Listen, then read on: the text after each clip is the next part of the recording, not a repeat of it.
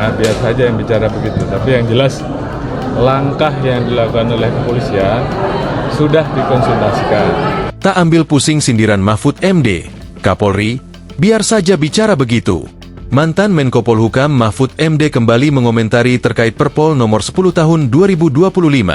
Ia menduga terbitnya Perpol tersebut lantaran Undang-Undang UU nomor 2 tahun 2002 tentang Kepolisian Negara Republik Indonesia akan direvisi. Hal itu disampaikan Mahfud MD melalui video yang diunggah di channel YouTube-nya pada Senin 15 Desember. Mahfud menilai terbitnya Perpol 10 tahun 2025 menjadi ancang-ancang terkait akan adanya revisi UU Polri. Secara politis, ini nampaknya sebagai pancingan karena Undang-Undang Polri mau diubah. Karena ini akan ada peraturan kepolisiannya, mungkin mau dimasukkan ke sana, kata Mahfud. Ia mengatakan Perpol tersebut merupakan aturan yang cacat secara hierarki perundang-undangan.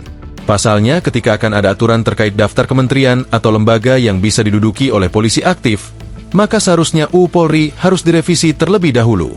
Mahfud mencontohkan hal tersebut terjadi dalam revisi UU TNI yang berujung tertuang daftar 16 kementerian atau lembaga yang bisa dijabat oleh prajurit aktif. Selain itu, Mahfud juga mengatakan bahwa Perpol tersebut telah melanggar UU nomor 20 tahun 2023 tentang aparatur sipil negara, ASN. Mahfud juga mengomentari pernyataan Ketua Komisi 3 DPR, Habibur Rahman. Adapun Habibur Rahman menyebut terbitnya Perpol demi memperjelas institusi sipil yang bisa dijabat oleh polisi aktif.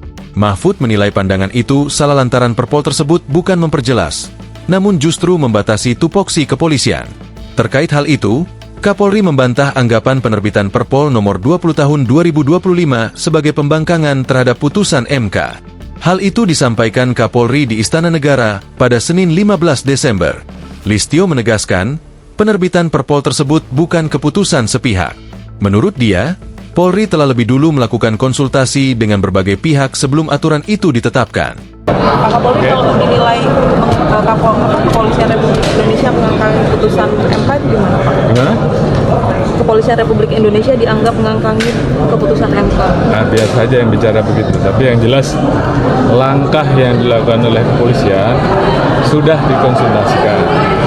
Baik dengan kementerian terkait, baik dengan stakeholder terkait, baik dengan lembaga terkait, sehingga baru disusunlah Perpol tersebut.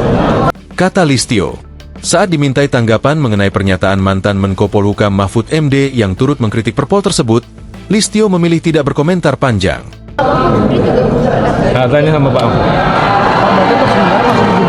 Ujarnya singkat, terkait ketentuan yang membuka peluang 17 kementerian diisi oleh anggota Polri aktif, Listio menyatakan pengaturannya telah dituangkan secara jelas dalam Perpol. Polri sedang selidiki keterlibatan satu perusahaan terkait bencana Sumatera. Di situ kan klausanya sudah jelas. Dan tentunya akan dilakukan perbaikan. Di situ kan yang dihapus dalam putusan MK penugasan oleh Kapolri. Kemudian frasa yang terkait dengan tugas-tugas kepolisian kan sudah jelas. Untuk itu, kemudian itu harus diperjelas limitatifnya seperti apa. Jadi, apa yang dilanggar? Tegasnya, ia menjelaskan, putusan MK telah menghapus sejumlah ketentuan dalam Undang-Undang Kepolisian, terutama yang berkaitan dengan penugasan oleh Kapolri dan Frasa mengenai tugas kepolisian di luar institusi Polri. Kedepan, menurut dia, diperlukan penegasan lebih rinci mengenai batasan penugasan anggota Polri secara limitatif agar tidak menimbulkan perbedaan tafsir di kemudian hari. Download Tribun X sekarang, menghadirkan lokal menjadi Indonesia.